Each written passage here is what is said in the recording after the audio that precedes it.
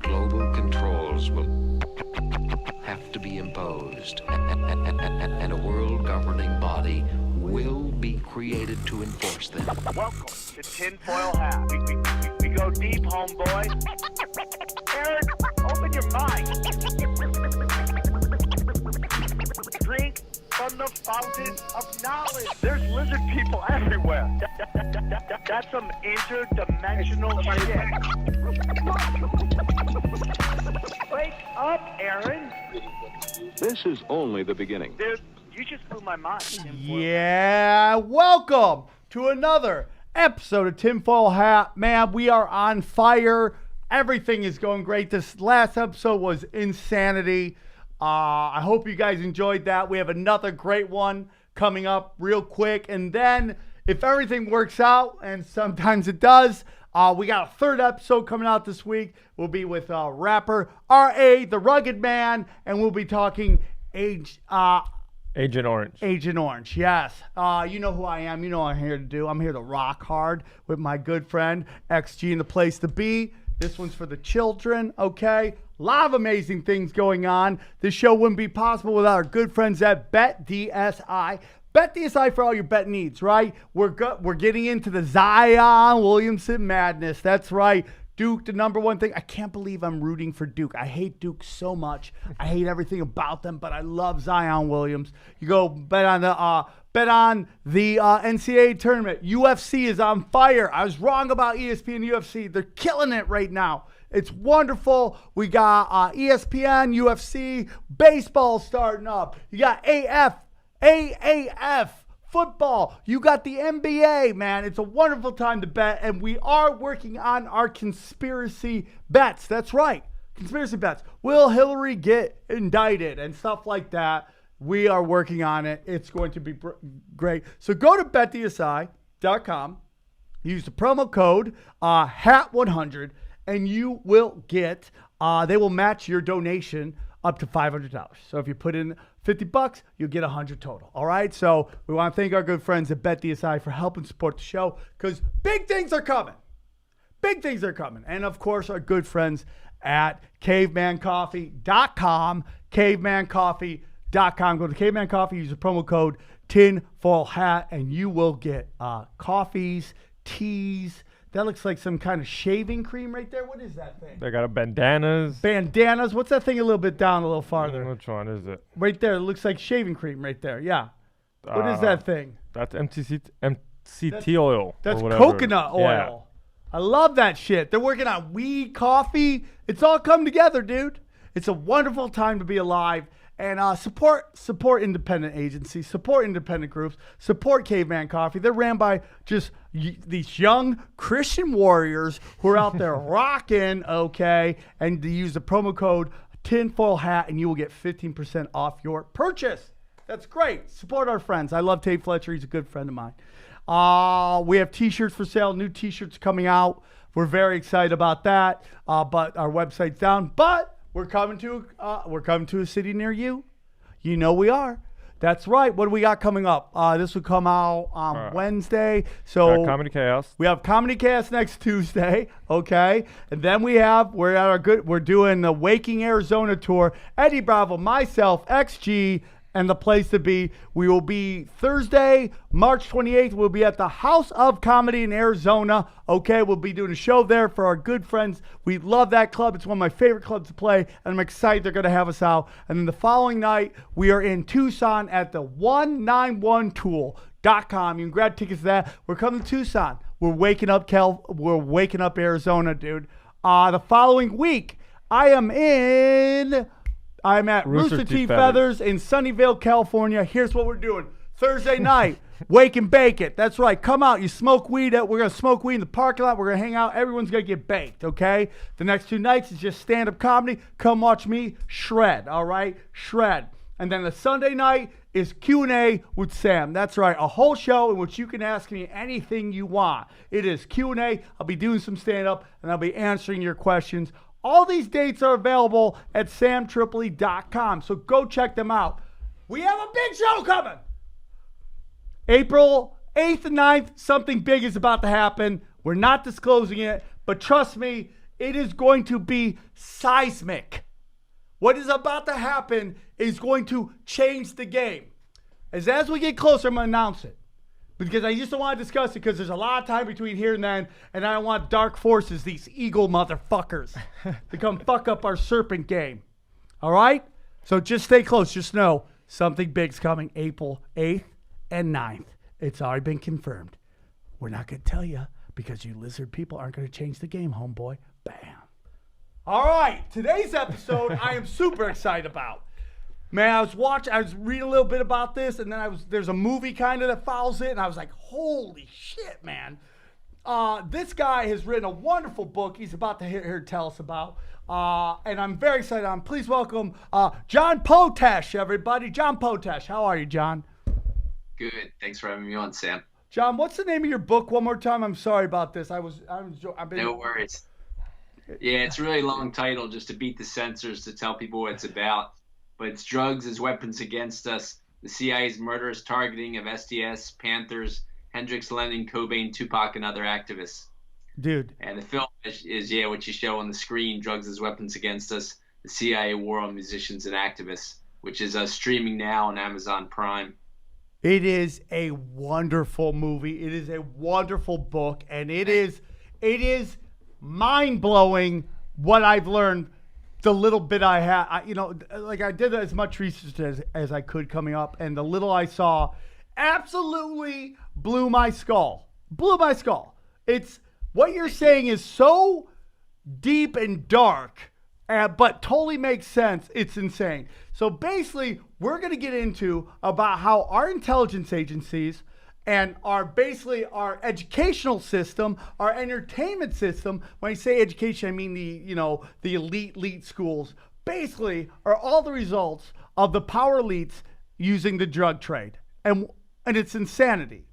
How did you get into this topic, John? Well, I started work in 1989 as an addictions counselor, and just counseling so many people from so many different walks of life. They gave me so much inside information over the last 3 decades. And so, I, of course, advanced my counseling degrees, but still kept that, addictions expertise. So I kept working with lots of addicts on all levels. And at the same time, I was doing research and, social activism on the side. And so that's how I started just researching more and more about what was going on with the drug world, with the CIA's Project MKUltra, et cetera. Oh my God, it's amazing. So let's start from the beginning, man. This all stems basically from the history of opium and the opium trade. Can you tell us a little bit about that? So, as you mentioned about Ivy League schools, the opium trade started with the British East India Company. And so they were they were shipping loads of opium from the India area. That's why they're called British East India Company. But they were selling it to loads of Chinese, and they kept pushing it on the Chinese. And so the Chinese emperor was really upset about his populace getting addicted to opium in such a huge way that his army was like feckless because they just didn't. There were so many addicted to the drug. So he outlawed opium in his country, and the British proceeded to wage 2 wars, to open up China to opium and force them to accept their opium. Now that was in a large part, it was actually in the south western part of China, around the Golden Triangle, the best poppy fields, best place to produce poppy fields and opium and heroin, and that happens to be right near Vietnam, which I'll get to later. But a lot of those American families are involved with the British families in that opium trading, were the Russells, the Pierponts, as in John Pierpont Morgan, the Cabots, who started a lot of the buildings in Harvard. The Russells started the top, basically funded Yale's start. We're gonna get into all that. Hold on. We're gonna get into all of that. So basically, what you're telling me is that the opium trade basically came from these British companies with American influences wanting to basically corner the drug trade and basically just ravage this country. Where have we heard this before, later on in the future, around now. What's going on in Afghanistan? Why are we in Afghanistan? Oh, fucking poppy fields. Oh, do we have U.S. troops guarding poppy fields? Oh, yeah. Has production of poppy in the world gone up 70%? Has the fucking heroin epidemic in America gone up 70%? Oh, yeah. So what the British did to the Chinese right now, American companies, pharmaceutical companies, and the CIA is doing to the U.S. population right now. This seems like a playbook that's being used again. Yes. And so these are, drug wars, basically. They're just like the opium wars against China, it appears. They're wars for the poppy fields, first of Vietnam and then Afghanistan, which lie on opposite ends of the same mountain range, Himalayan mountain range. And so in the middle of that range, there was actually or nearby towards the end of it is India, where they were first getting, a lot of these, poppy fields and a lot of poppy and opium and heroin and all that. And so they ravaged India at first before, waging the war with China. And then, of course, we come to today with the wars for the poppy fields, in Vietnam, and then Afghanistan. And so, yeah, that's, basically I showed that a lot of these wars, including the wars even in Central and South America, it's over coca fields and cocaine. And so a lot of these wars are for resources, and some of them, of course, are wars for oil, but a lot of them actually are for cocaine fields and poppy fields that produce opium and heroin.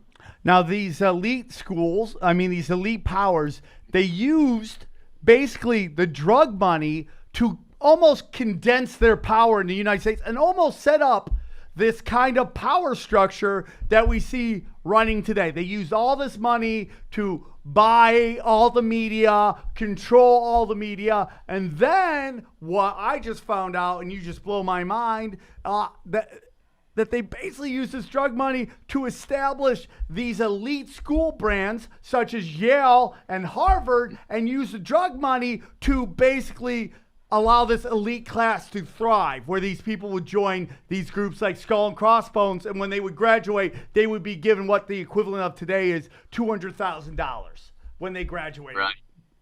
Right. So each of the schools, the Lows were opium shippers with the British East India Company. The Cabots, as I said, at Harvard. The Lows started Columbia University. And, Cabot's Harvard, Russell's Skull and Bones, and Yale. It started Yale University, and then started the secret society at Yale, like you said, and gave. And so each of these secret schools had secret societies. With Harvard, it was the Porcelain Club. And they gave each of the members that graduated, huge amounts of money to get them started, an uneven playing field with the rest of the world. And so the Rockefellers graduated from Yale and were part of Skull and Bones. As I said, John Pierpont Morgan, the Pierponts were intermarried with the Russells and started, got these huge starts with a lot of money coming out of Skull and Bones. And, of course, their family had so much money in the first place. And so then, it leads up to today with John Pierpont Morgan, the J.P. Morgan family having the largest bank in the world, and the Rockefellers that started Chase Bank, and they merged to, form J.P. Morgan Chase. So they have the largest banks in the world. They have the largest control over the Ivy League schools that are considered the most prestigious in the world. And that's some of the way. And, of course, they did buy up a huge majority of the media in about 1917. And that's in the congressional records, that J.P. Morgan interests and the Rockefeller interests bought up as many magazines and newspapers as they could to control the way the public thought. And then you got later, the next decades, you have people like Ben Bagdikian, former dean of the University of California Berkeley School of Journalism, saying that he stumbled upon the fact that the top newspapers and magazines were interlocked. They had chairmen of the boards that were interlocked with the top multinational corporations. Yeah, they had shadow groups, banks, right? The banks, military contractors, the pharmaceutical companies, and all that. Yeah. Okay. What I want to get into, I heard a name I've never heard of, which is the Russells. Now, I want to backtrack a little bit. We have some time. The Russells. Who are the Russells? And how do they fit into this? Because I've heard all these other people talk about Rockefellers, the Morgans, but I've never heard of the Russells. Who are the Russells? Well, they were just the top American family involved in opium shipping with the British. Oh my God, And, dude. yeah, yeah, and they started. They were. You can look in the records of Yale University. You can find that they started Yale University. They're the top founders of Yale University. So Yale And was basically the Russell Trust, funded the Skull and Bones members, when they graduated. So Yale was started with basically drug money. Opium money, yeah, as well as was Columbia, as was Harvard, as was Princeton with the Greens. They all were, most of them were. Oh And this is documented by God. James Bradley, New York Times bestselling author of, what is it called? Band of Brothers. And so he came out with a book called Imperial Cruise, which found all this out. And, and he was already New York Times, New York Times bestselling author. And we came out with this Imperial Cruise. It was so radical that they still covered it, but they didn't cover it as much as his, Clint Eastwood produced movie, Band of Brothers, and Flags of Our Fathers was another, one that was made. Actually, that one was made into the Clint Eastwood movie, Flags of Our Fathers. But he came across this and came out with this information in the last about 10 years. Yeah. I cannot believe this. This is mind blowing to me. Like when you just think the devastation of the drug war, and now you realize like this is just how they basically have funded everything was through poppy fields, and then And they still are. they still They are. still are. And then you sit there and you go, wow. And then you add fractional reserve banking from the Rothschilds, where they basically create money out of nowhere, and you realize like this is such next level diabolical shit, like get us all hooked on drugs to do that. Then even the good people who just go to the bank, they basically give us fake money back, and this way they can bribe everybody with it. And then when they pull their notes and they buy up everything with all the money they made off the drugs. Oh my God, dude, that is insane. Sam, then you have to get into how they popularize these drugs, because who would naturally shoot up, put a needle in their arm? People wouldn't normally do that, so you have to find out how they popularize these drugs, and that's where the CIA's Project MKUltra came in, which was started in 1953. Now, a lot of these top families, according to Frances Stoner Saunders in her book, The Cultural Cold War, and Victor Marchetti, the top CIA whistleblower, in his book, The CIA and the Cult of Intelligence, they basically found that these top wealthiest families started the CIA in 1947, and with the National Security Act of 1947, made themselves above the law, basically. Now, 6 years later, they started Project MKUltra, which was, if you look at the documents, it's the use of drugs as unconventional weapons. Okay? Hold on. Right. Hold that point. Remember that, because I need to hear about that. So basically what you're talking about is after the fall of World War II, we all know, and you mentioned a little bit in the movie, that the U.S. government, the power elite structures, the people who are funding Hitler, the banks were funding Hitler. Everybody needs to understand that. And another episode down the line, we're going to talk about, was Hitler a Rothschild? There's good evidence of that. This kicking out Rothschild banks, that's all big. Oh, look at what I'm doing something. So these banks who funded the Nazis, that they pull the money at the end, the Nazi regime collapses, and then they do an expansion draft, which we talked many times before, where they draft their favorite Nazis, they bring them over, and then now they help form what we know as today as the CIA, right? So, and this is again funded through the help of opium money. Yeah. Well, the families that made huge profits at first from opium money, and then of course expanded to railroads and banks and steel and oil and all that. Of course, Rockefellers were Standard Oil, but so yeah, they start the CIA and then start Project MKUltra in 1953, and they proceed to test about 2 or 3 dozen different drugs on soldiers. At least 1,000, at least 1,000 Edgewood Arsenal soldiers here in Maryland were tested with these different drugs, and came out with studies on them, so they knew what all these different drugs did.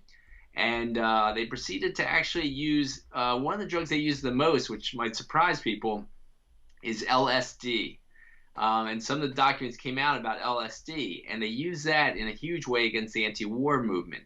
And they did that they had a fund called the Human Ecology Fund, which gave tons of money. It was a CIA front company out of Cornell Medical School. And so a lot of these people that were getting this money didn't know where it, thought it was just coming from medical school, but it was actually coming from the CIA. And this was documented in top anthropology magazines like Anthropology Today and all. So here is people probably might have heard of Timothy Leary, the Harvard professor, who was testing LSD and other drugs on Harvard students. But that was happening in about 45 different colleges around the country, as well as about 45 prisons and 40 plus hospitals around the country. And so Timothy Leary's promoting LSD, first inadvertently,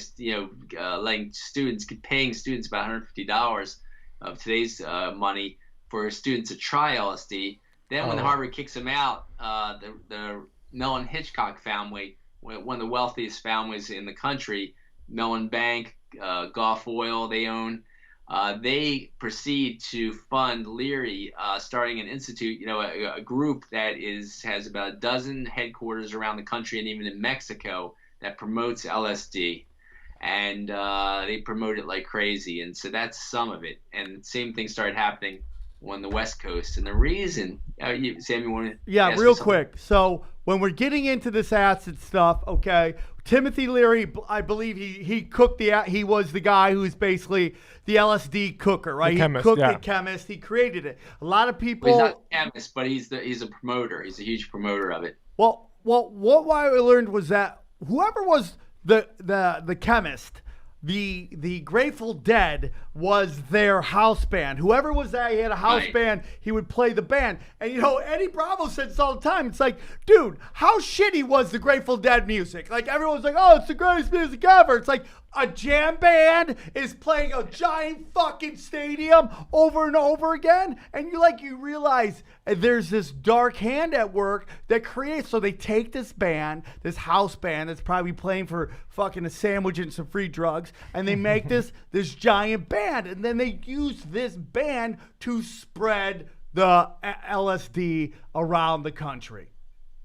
Yeah, so that was on the East Coast. You had Leary. And Leary ends up, the Mellon Hitchcock family, Billy Mellon Hitchcock, gives Leary his mansion, his giant mansion on a 3,000-acre estate about an hour north of New York City, to just have constant parties, while MK Ultra scientists set up there and just test different psychedelics on all the people that came to these parties.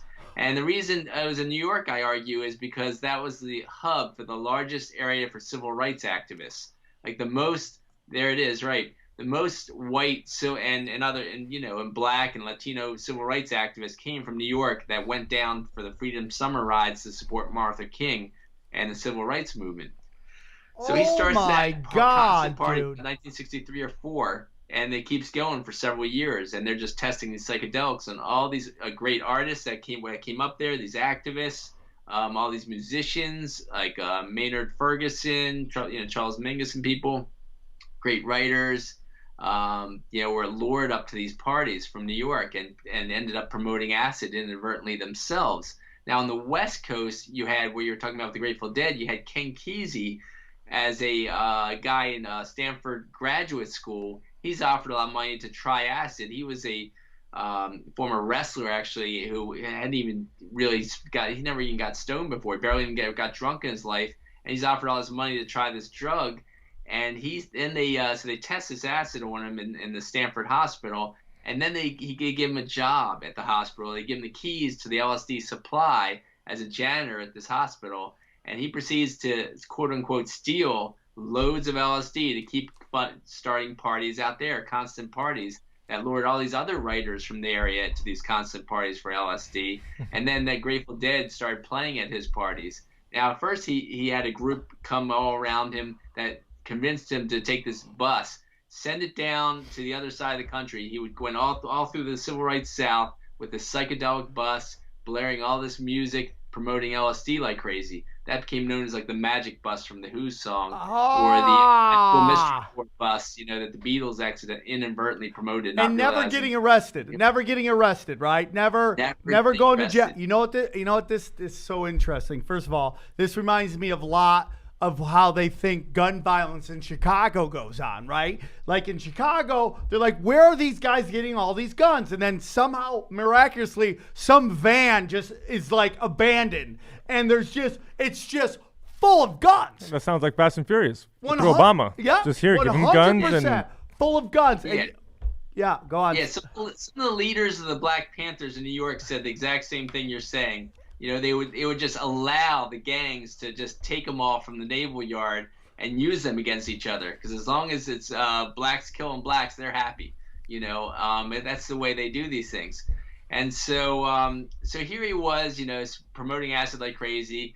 And then he comes back to San Francisco Bay Area, starts these acid tests, which, as you said, was the Grateful Dead playing these things as like the house party. And they've got vats of Kool-Aid that they spiked with LSD. Some people knew they were spiked with LSD. Some people didn't. Some people would be dancing to this music and tripping inadvertently, not realizing that they were, being dosed with LSD. So also, before I mention that, so that bus I told you about, one of the places it goes is to Harlem, right after the Harlem riots. And, of course, activists call them race rebellions because they were protesting police brutality in Harlem at that time and lack of civil rights. So then these parties are starting in San Francisco Bay Area, getting people tripping all over the place in an area where activists were really fighting, for civil rights and fighting for free speech, such as the Berkeley Free Speech Movement. And so then they take their parties down to Los Angeles to Watts right after the race riots there, or race rebellions there. And they get all these activists and all these people that were fighting for civil rights down there tripping inadvertently. And so that's what I argue was some of what that was about. And at those parties, I quote a CIA, the top psychiatrist in MK Ultra, a guy named John Gittinger, was quoted in a legal deposition saying that me and two other of my fellow CIA MK Ultra scientists were there watching, and we attended several of these acid tests. And then there was three other MK Ultra, people there, agents there that he mentions too in these depositions. So what were these really? Why were they coming all the way from Washington, D.C. to these supposedly underground parties in the San Francisco Bay Area in Los Angeles? Obviously, it was as part of the MK Ultra's program. It shows. I mean, that's the evidence is that's part of that program. And it turns into the Trips Festival, gets larger. There's thousands of people come to this. That turns into human beings. There was estimated as 10,000 people there that they got tripping like crazy. Oh, my God. Yeah. Now, Crazy. do you ever, I forgot, it's something Midnight Lust or something. Have you heard that experiment where it was like the CIA would think there were certain people within this? Yeah, Midnight Climax, where the CIA thought there were certain people within the agency, the family, that were maybe shady or double agents. So they would send these hookers to hey, entice them to come back. And as they would enter the brothel or wherever they were going, they would hit them with acid, right? And then they would wait till they were tripping balls and then interrogate them. Oh, because they were supposed to make people tell the truth. That's Yeah, what they or were trying to just use LSD freak for. you out so much that you would just be like, okay, oh, whatever, yeah, whatever, Yeah. And it's like, that's some crazy It was ass a shit. truth serum or Yeah. something like that. They were Truth trying. serum. Yeah, there you go. For sure. So Yeah, but there were studies that actually showed that was hurting people's minds. I tripped about a half dozen times in college, and my grades dropped drastically.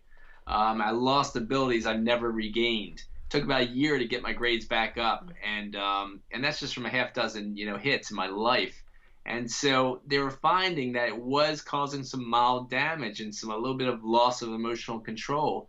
And so some of these activists, you could see them in the movie. There was a documentary called The 60s, where some of these activists that did too much acid, they've never, some of them never even fully recovered. never got their fastball back. You got these activists to act in ways you never would imagine they acted, and just hurt their best abilities to do their activism. So acid could do serious damage. That's what it appears. I mean, William S. Burroughs, who was no prude about drugs, he wrote the book Naked Lunch, and he was a heroin addict. He said that he thinks LSD makes people less competent.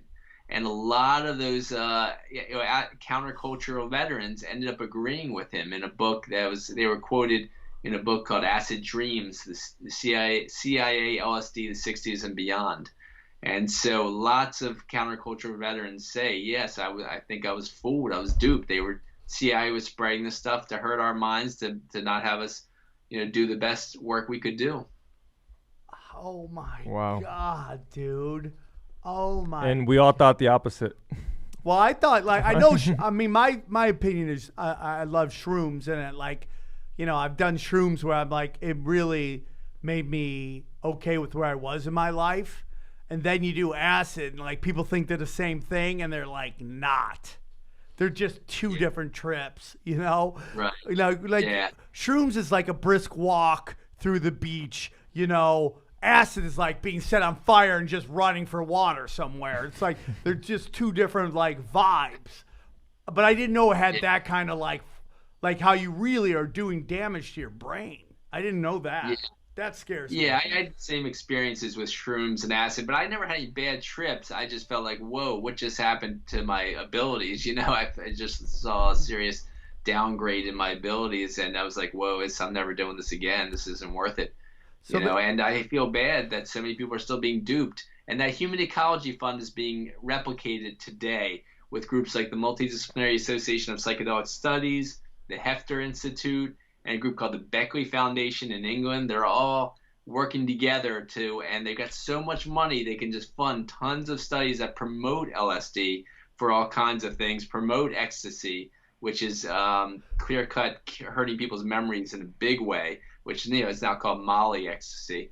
But what do you think of this study right now that's trying to push the fact that soldiers coming back from the wars, that they find like microdosing is helping them deal with moments? Like, I mean, is shrooms in with this as well? Do you believe? Yeah, it is, but I haven't seen the evidence that shrooms is causing as much damage as acid at all, nor as ecstasy. So I won't really talk about shrooms. I don't talk about shrooms in my book really, but they are pushing all these drugs like crazy for things like you just said. But I'm a trauma specialist at my job, okay? I got trained in something called EMDR, eye movement desensitization and reprocessing. That just uses a completely uninvasive technique, no drugs used, but it's a technique that's been proven that is very effective for PTSD, okay? You don't need any drugs whatsoever, much less psychedelic drugs, to cure PTSD, and it works very well. And I've helped a ton of people with PTSD with that technique and another technique.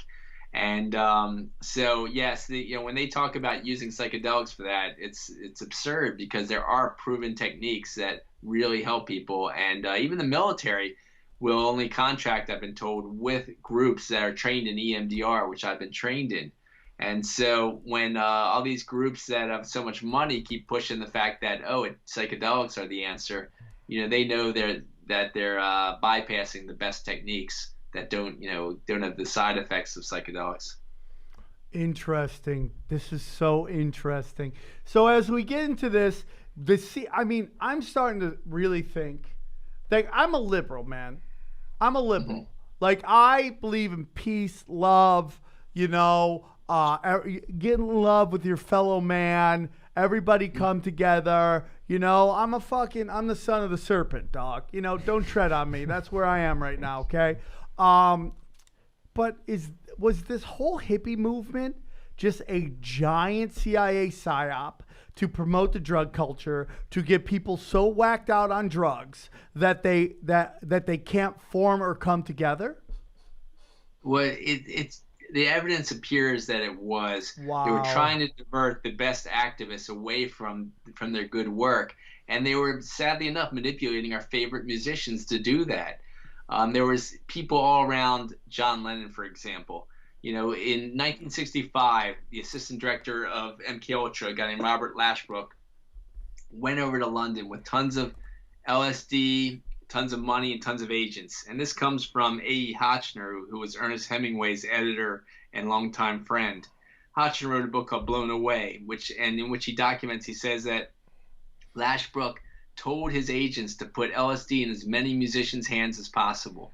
Several months later, John Lennon and George Harrison are having dinner with their George Harrison's dentist, and he proceeds to dose their coffee with LSD. And John Lennon, when he's told about it, is furious, and George Harrison says, "What's LSD? I've never heard of it." Okay, so this is some of the ways that they got people introduced to acid, top musicians introduced to acid for the first time. 2 years later, you had Mick Jagger at a party where he said he had never tripped before. He never done LSD before. But a guy named David Schneiderman was, according to the Daily Mail, an undercover FBI agent who also worked for MI5, British FBI. And he convinced Jagger to do LSD for the first time. And he had tons of drugs on him. Police, 2 hours, 3 hours later after Jagger's tripping, the police come in, bust them all, and let Schneiderman go with a briefcase full of drugs. Okay. And so they then have the stones under the thumb. They're also promoting acid through the stones, and inadvertently. Meanwhile, Jagger and Lennon were both very anti-war, very anti-Vietnam War. Jagger and Brian Jones had actually gone to anti-war protests in England. So this is some of the ways they use them, manipulate them to inadvertently promote these drugs. And then when they started sobering up, when John Lennon started sobering up, he went into hibernation just to raise his kid, and he was 3 months away from getting his citizenship, and he announces he's going to lead the Teamsters in a march in 1980, to march for their rights. And he came out with the 2 albums, Double Fantasy and all, and he's done away with. And the best evidence is that Fenton Bressler, a longtime British lawyer and journalist, wrote a 7-year study finding out that the CIA actually killed John Lennon. They manipulated through hypnosis and drugs. They got Mark Chapman to fire the shots on John Lennon. And another biographer named I forget his name now. I think it's Stockman. But a British biographer who's very well known for a lot of music books came out with this book on Lennon, where he found that Jose Sanjanis Perdomo actually was the doorman that night at the Dakota, John Lennon's apartment building, and actually fired some of the fatal shots himself. He helped Chapman in that murder. And so this Jose Sanjanis Perdomo was found to be a CIA hitman who was part of the big invasion. My God. Yeah. Oh my God, dude. So basically, that fit the pattern that when these musicians start sobering up and threatening to promote sobriety and more activism, they were done away with.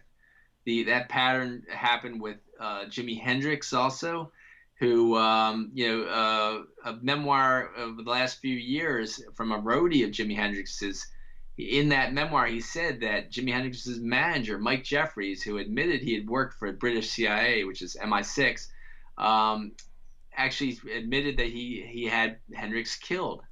And so Hendrix fired that manager, Mike Jeffries, and within 48 hours, Hendrix is dead. And Hendrix has gotten seriously into activism in his last year or two of life, according to his fiance's memoir. He had also got away from all drugs in the last year or two of his life, except for smoking a little bit of weed and drinking a little bit, and that was it. And then he's done in. And so that's the way some of the 60s worked with these musicians. Do you think the CIA was on Woodstock? Do you think they were like completely let it happen? Because I mean, that was 400,000 people that were there in New York. Yeah, it was crawling with agents. There was a guy named George Demerly, for example, who came out in court as a undercover FBI agent who had a booth promoting this weird group called they call themselves the Crazies. They were an offshoot of the Yippies, which was Abbie Hoffman's group. So they were really part of the Yippies, of Abbie Hoffman's group, manipulating Abbie Hoffman.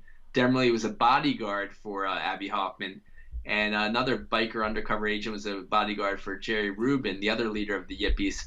And they were manipulating them up a storm to promote LSD, but at the same time, and they were promoting LSD, but at the same time, they were also sabotaging some work of some activists. And so that's the way it also worked. George Demerly then took the leader of the Columbia Students for Democratic Society and dosed basically the Columbia Students for Democratic Society were the largest and like most influential of the anti-war group, that SDS they call it themselves. That group was 100,000 strong in 1969. Columbia happened to lead the first building takeovers and the most building takeovers in 1968, which spawned building takeovers all over the country to protest the war. And so they specifically said, Columbia said, we are anti-LSD because we think it's anti-revolutionary. You know, revolutionary was kind of the words they used at that time. And so here comes George Demley with his crazies, part of the Yippies and all that stuff. And he has they have a party. They come to the SDS, Columbia SDS's party and dose the punch with tons of LSD. They basically get the Columbia SDS tripping for the first time and get them thinking that, well, maybe acid's not that bad. And then to Columbia changes its mind and says, well, maybe acid's not that bad. Maybe everyone should trip after all. And then head of Columbia SDS, Mark Rudd, proceeds to act extremely irrationally, does all kinds of crazy crap and discredits himself.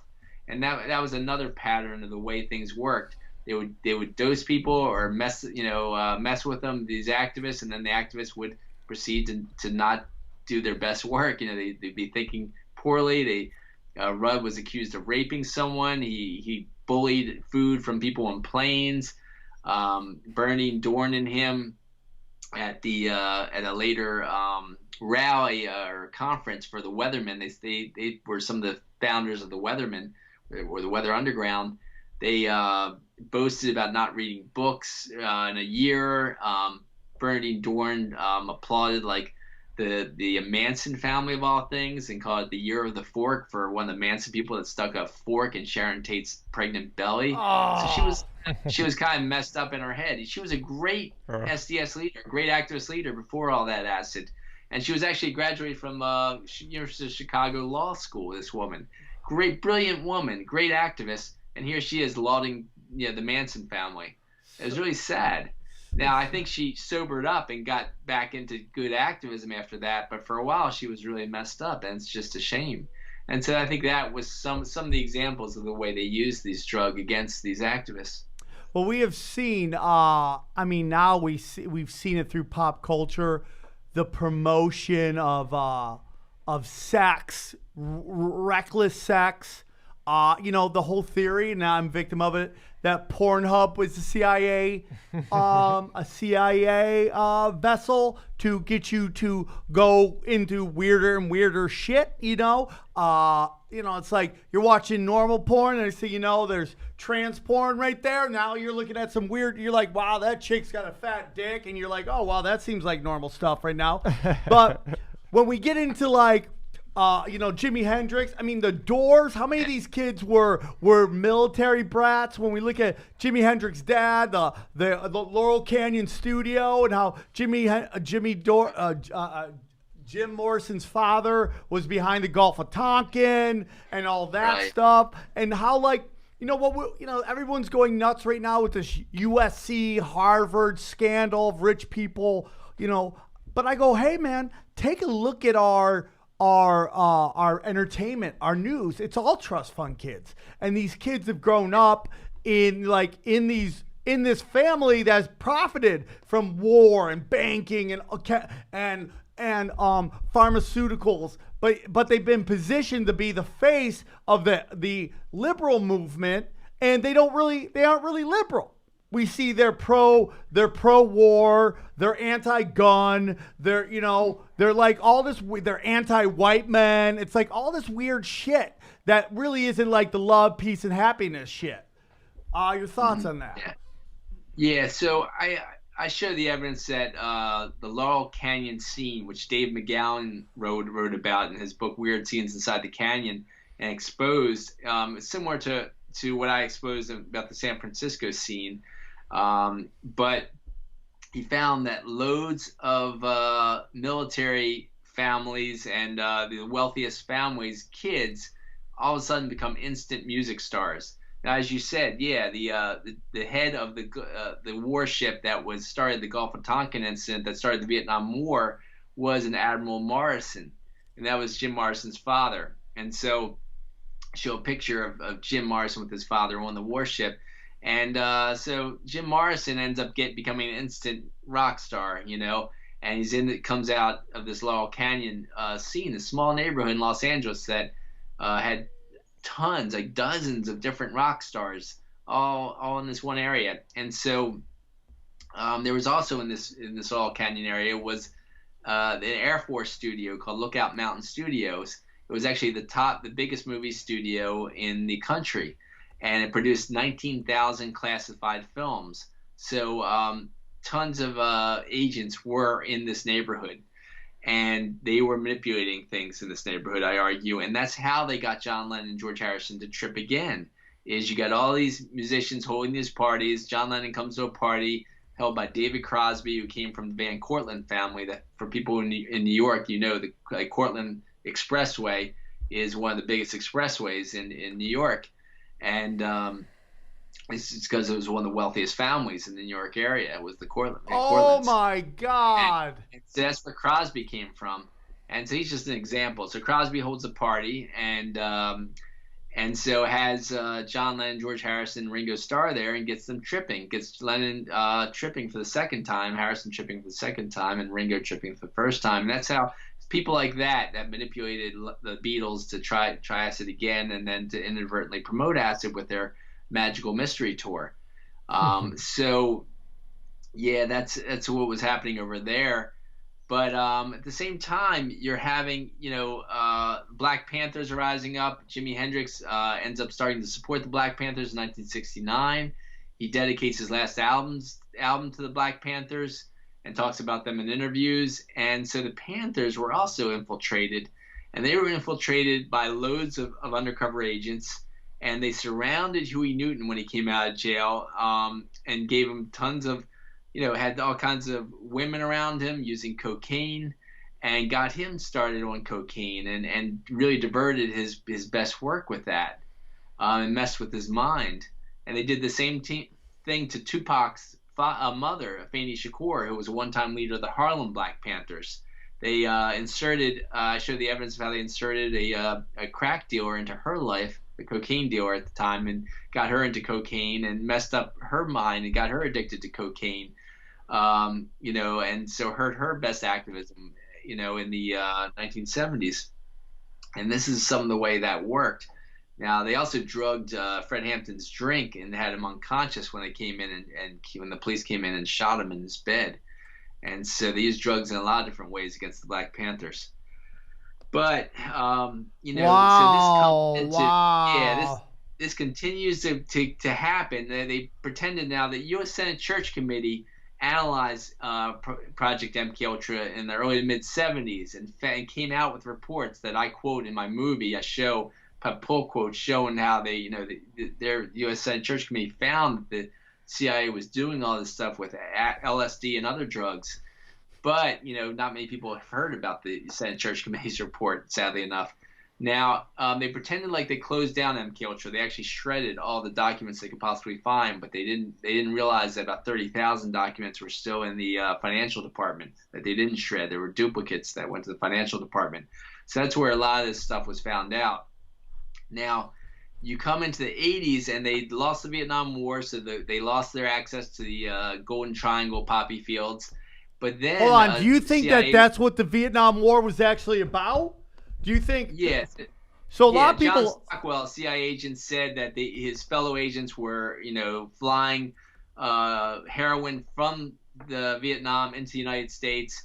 Judy Woodruff of Frontline, I have a clip from Frontline documentary saying, it was in a fact that, we have the documents, CIA documents, admitting that they were trafficking, basically just shipping heroin from Vietnam into the United States regularly. Okay.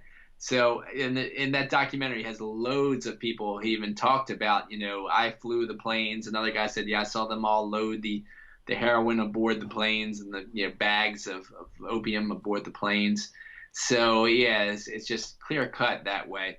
Wow. So Stockwell then says that in the late 80s, he says he found out that the CIA planes then were focusing on the Golden Crescent for poppy fields around Afghanistan. And CIA operatives around Afghanistan were now creating, growing, of course, the poppies, turning into opium and then heroin, and shipping it back into the United States. And so what's happening in the late 80s, early 90s? They have tons of heroin coming to the United States. So what do they need to do? They need to try to make demand match the supply. And how do they do that? They go by the old way they did it, which is to manipulate musicians to promote it. And so they do psychological profiles of musicians in the United States. They find that Kurt Cobain had a massive stomach problem, and he was a brilliant artist, of course. And he had already tried heroin about a half dozen times over 4 years, according to his diaries, but he wasn't doing it regularly to solve this horrible stomach pain he had.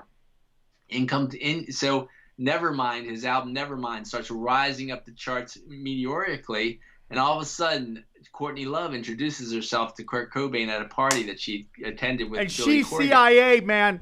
Now, there's this whole thing that she was, unfortunately, allegedly, a teenage prostitute used by these elites to go different places, and she'd be sent in to get information where she becomes, like, she starts talking about how she's been banging all these generals, and she realized why war is important, and all. Dude, I'm going to do a whole episode on that shit. That's insane to me, man. Yeah, that is an unbelievable story. I can't even, in this episode, there's not even time to get into all the details of that. Do you know details on that, though? Like you said. John, do you know a lot of details on that? Oh, yeah. Okay, yeah. we're going to have you back on that one. Has a whole chapter just on Courtney Love. Oh!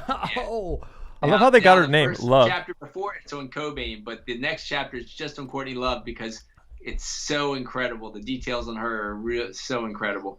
So I couldn't go into it all. Yeah, don't, because we're going to have you back, dude. I want to do a whole episode on that.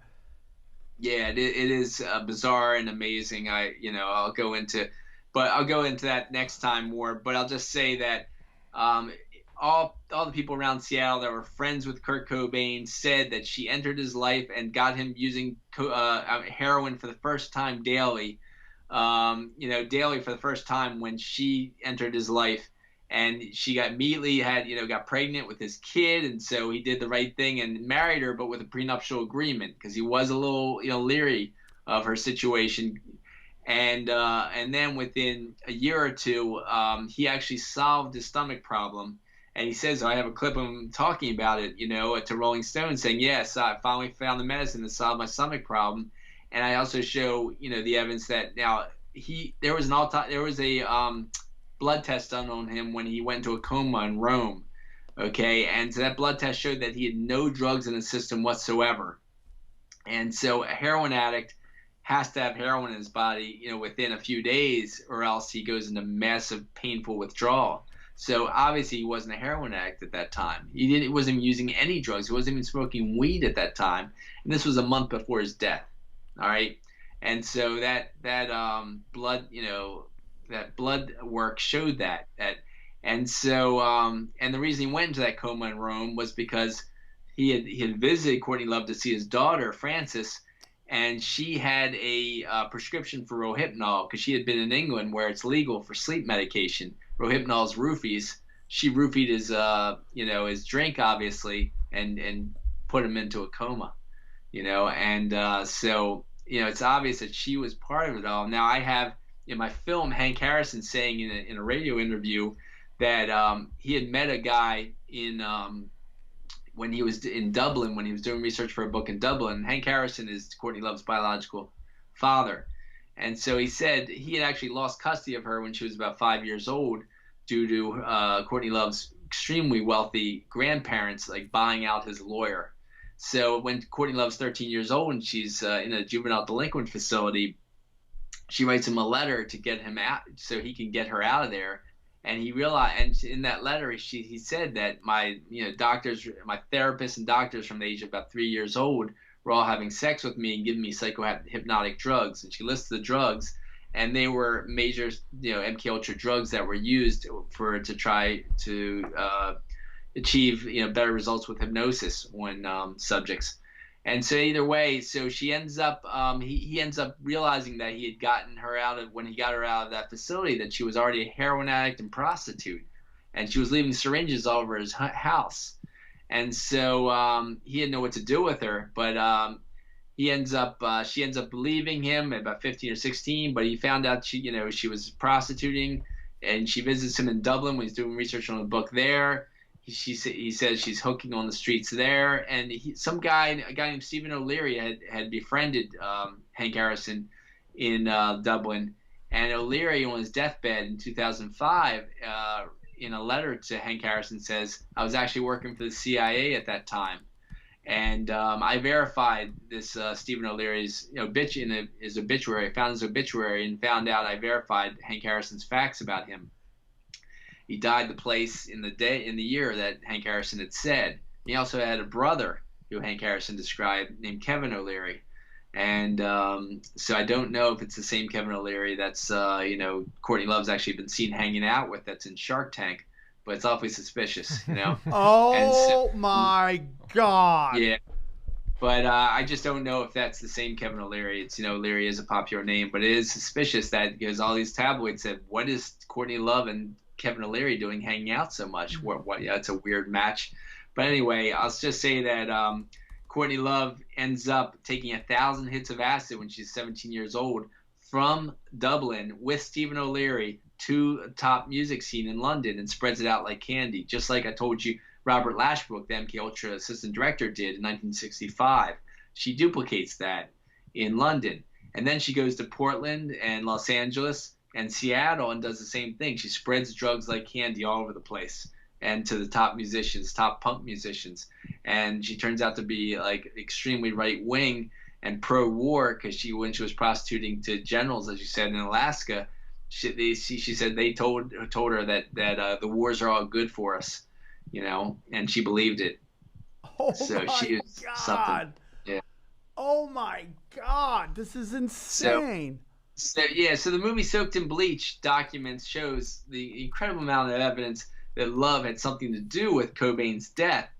And you have in Soaked in Bleach, which I have excerpts from for my film, you got the head of the American Academy of Forensic Science, Cyril Weck, saying that he's never seen a case, in all his career, he's 80 years old, of someone shooting up a huge amount of heroin and then blowing their head off. It says it doesn't make sense.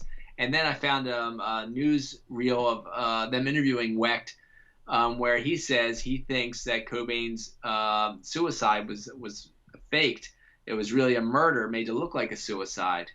And so, yeah, the evidence is huge that Cobain was murdered. The question is, how did these people get away with it? Why didn't the FBI come in and investigate? And the evidence with Courtney Love's aid of it all, and the way it all worked with the incredible cover-up points to that. It's part of the same pattern that happened with John Lennon and Jimi Hendrix, with when they start sobering up and turn more to activism, they are done away with. And yeah. Oh my God. Oh my God. It's like incredible. It all just kind of comes together in this insane story of just like this girl who got manipulated.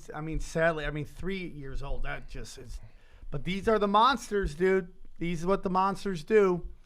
And they manipulate these people, and they use her to spread fucking drugs. And I just think about that, man. And then she had, oh my God.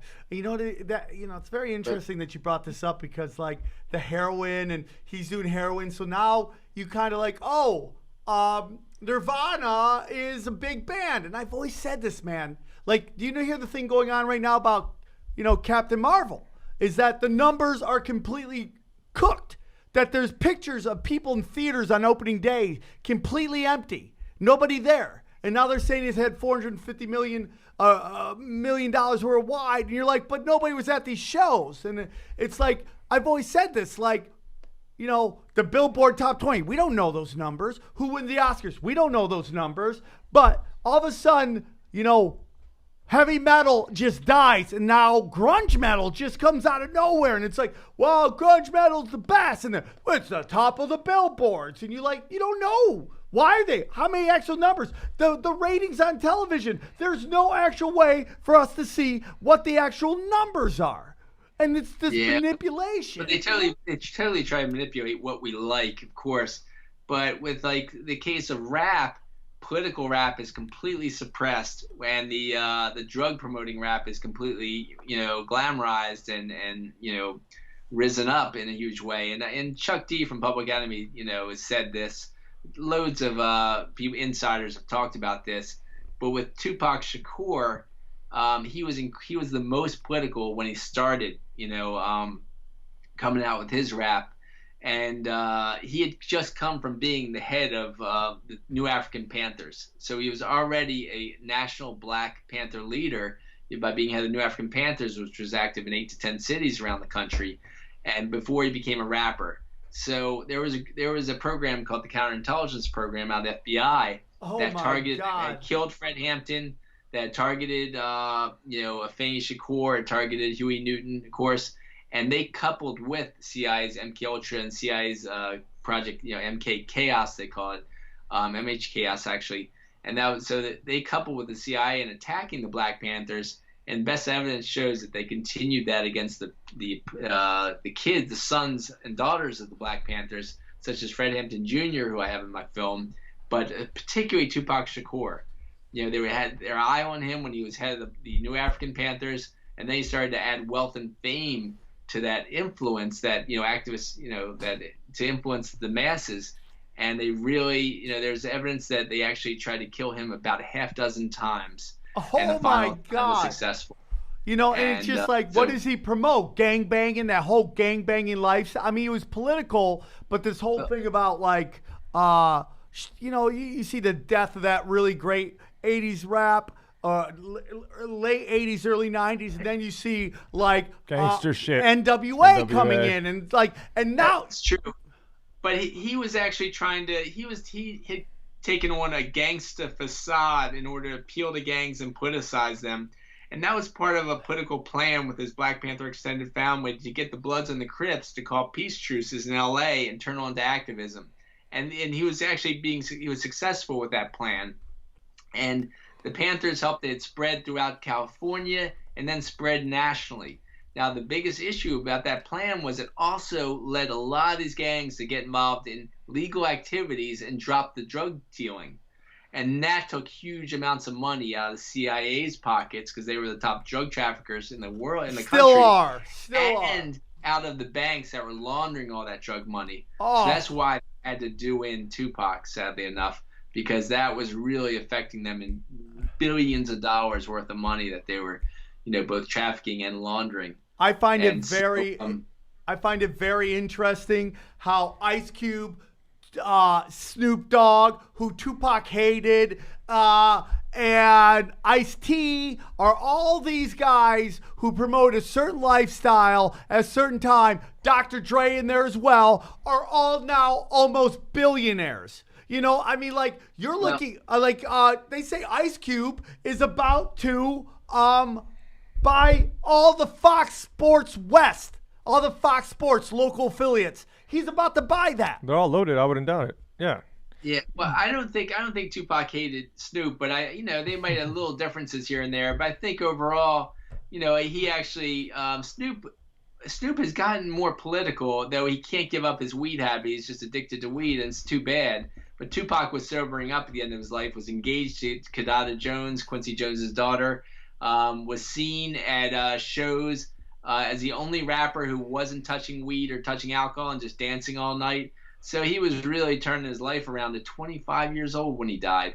And so I think Ice Cube was a bit political, but I don't know his story as much. But Snoop has tried to get more political, but he can't get away from the weed. He's tried to support Mumia Abu-Jamal, another, former Black Panther turned journalist who's been in prison for life, wanted to frame up. And so Tupac obviously was the biggest of them all, and just their association with Tupac is probably, he's had Ice Cube on his albums. Snoop Dogg was, close with him, and was, of course, did record it with him. And by association, of course, Snoop is, continued to be the top rapper. But I think it really was Tupac that elevated, him to the highest heights with his work. Not that Snoop's not really creative and good himself, but obviously Tupac was the brightest of them all. He was a he was a really an intellectual prodigy. He rewrote Shakespeare in high school, and produced and directed his own plays with Shakespeare plays in modern language. He was really incredible that way. Yeah. They always take out the good ones. If we look at modern television, modern pop culture, I remember in the 80s, I remember in the 90s, Jennifer Aniston said something I felt really I go, oh, that's some suspicious shit right there. And she goes, I know as a woman, I don't need a man to help me raise kids. I can raise kids on my own. And I go, that's really interesting coming from a chick who doesn't have children, who is super fucking rich.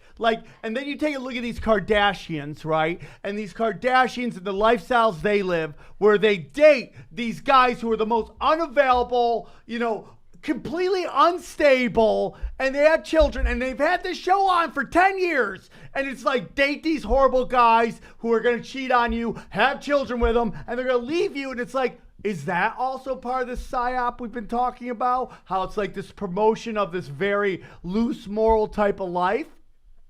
I don't know. I don't know about that. I can't yes, speak to that. It is. But I was going to say your co-host, it looked like he was going to ask something. I didn't know what he was going to ask. Yeah, I was going to ask you, where does Eminem fit into this?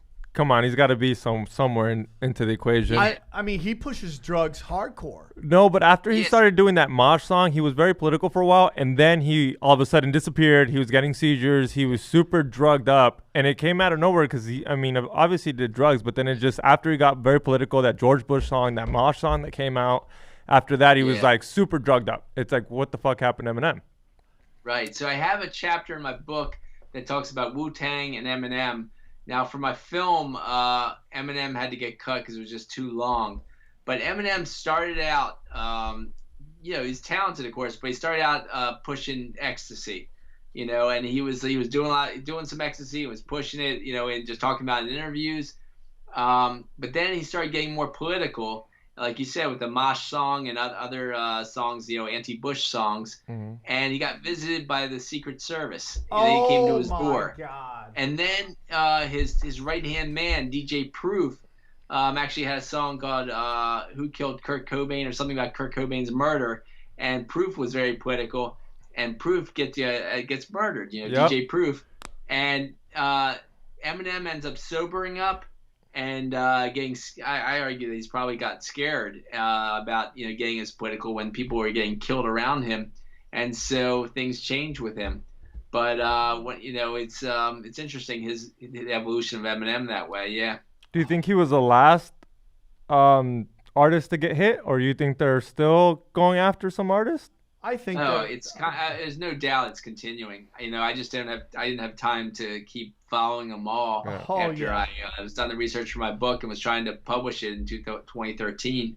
I was trying to get it published. You didn't have time to research anymore. But I'm sure I see evidence of it going on still. Yes, I'm sure it's still continuing. I mean, dude, look how many the Disney Club kids go up and they end up becoming like these huge stars, and I think Miley Cyrus is a five-tool player. She is so fucking talented. But, you watch her super young, her, loose ethics. I'm going to fuck everybody. She's letting, people in the crowd finger blast her during the fucking shows. And you're like, crazy, right? Well, if you wanted to do a special on Courtney Love, I can fit that Miley Cyrus kind of stuff into it a little bit. The Disney folks appear to have the same conditioning as Courtney Love growing up, because I've counseled some Disney folks, some Disney women who were sexually abused by some of their coaches for the Disney national dance troops and stuff. And I can tell you more about that and how that relates to MK Ultra in another episode. It's just very detailed, it's long, and it's a lot to it. It's it's very intricate. Dude, and he's right. Now that I think about it, all the music festivals and raves I've gone to, guess what? Drugs are inside. Yeah. And it doesn't seem like they're stopping anybody. There's a sign that says, don't bring them in here. But other than that, it seems like as long as you don't show it to them, you can bring it in. It's very interesting when some people get arrested, some people don't. There's this whole special this thing about this murder on HBO and how it's the case against Assad or whatever that is called. And how, the guy who implicated him, he would do some crazy shit and never get arrested. And they're like, why wouldn't this guy get arrested? Unless he did something for them later on, or he's working for the police or the CIA or whatever. We see this stuff. Why these people never go to jail? Why is like Tekashi Tech9 disappeared right now? But like he was doing all this crazy shit, pushing all this, getting back on syrup, popping pharmaceuticals, doing all that shit. Oh, that's what it's at, that syrup stuff. Do you know how much the bottles cost? How much? $100. They're $100 because there's just what people want. Wow. Well, it's crazy. Can you tell everybody, my friend John, where they can find you at? And then we'll do some emailings later, and we'll set up another episode with you in the very, very near future. Great, thanks. Yeah, you can at drugsasweapons.com. You can find out more about my book, Drugs as Weapons Against Us, or my first book, The FBI War on Tupac Shakur and Black Leaders, as well as my films based on both books. And my film, Drugs as Weapons Against Us, is now available, as I said, on Amazon Prime. And so, yeah, it's some of the places you can find out more. Well, dude, I appreciate you, John. I appreciate you coming on. And, man, I knew it was going to be a great episode, and you did not disappoint, man.